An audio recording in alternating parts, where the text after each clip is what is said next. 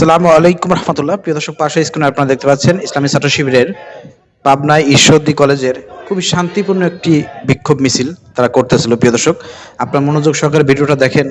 দেখেন, অনেকে বলতেছে বিএনপির লোকজন এবং সন্ত্রাসীরা বলার চেষ্টা করতেছে ইসলামী ছাত্র শিবিরের লোকজন নাকি এই পাবনার ঈশ্বরদী কলেজে আগে নাকি হামলা করেছে। অথচ প্রিয় দর্শক, এই ভিডিওটা আপনার মনোযোগ সহকারে দেখেন। দেখেন খুব শান্তিপূর্ণভাবে ইসলামী ছাত্র শিবিরের ভাইয়েরা বিক্ষোভ মিছিল নিয়ে আসতেছে। প্রিয় দর্শক, যখন প্রায় একটু কাছাকাছি এসেছে ঈশ্বরদী কলেজের গেটের সামনে, প্রিয় দর্শক, সেই দূর থেকেই ছাত্রদলের সন্ত্রাসী গোষ্ঠীরা ইট পাটকেল নিক্ষেপ করা শুরু করেছে। প্রিয় দর্শক, সেই ইট পাটকেল নিক্ষেপ দেখেই কিন্তু ইসলামী ছাত্র শিবির ভাইয়েরা পাল্টা প্রতিহত করেছে, প্রতিবাদ করেছে। প্রিয় দর্শক, আপনারা দেখতে পাচ্ছেন এই হচ্ছে অবস্থা।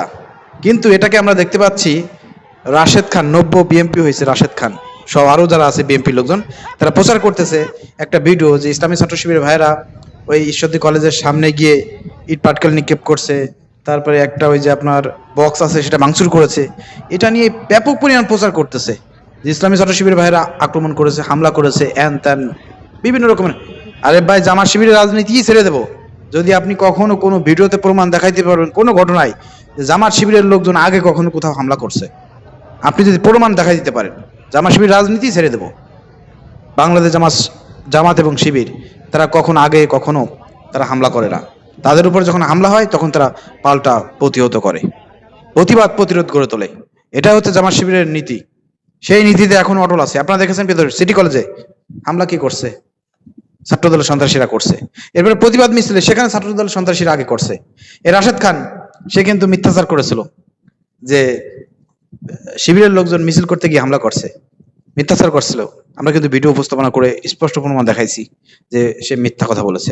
আজকের এটা নিয়েও রাশেদ খান রাজনীতি শুরু করেছে। সে বলার চেষ্টা করতেছে নারে তাকবীর আল্লাহু আকবার স্লোগান দিয়ে ইসলাম ছাত্র শিবির নাকি তারা ভাঙচুর চালিয়েছে। অথচ প্রিয় দর্শক, তারা কিন্তু নারে তাকবীর আল্লাহু আকবার স্লোগান দিয়ে পাল্টা প্রতিবাদ প্রতিরোধ গড়ে তুলেছে। কারণ ইসলামী ছাত্র শিবিরে ইসলামী আদর্শে গঠিত হয়েছে। তারা আল্লাহর জন্য কাজ করে, আল্লাহর জন্য দিন বাস্তবায়নের জন্য কাজ করে, ইসলামের জন্য কাজ করে।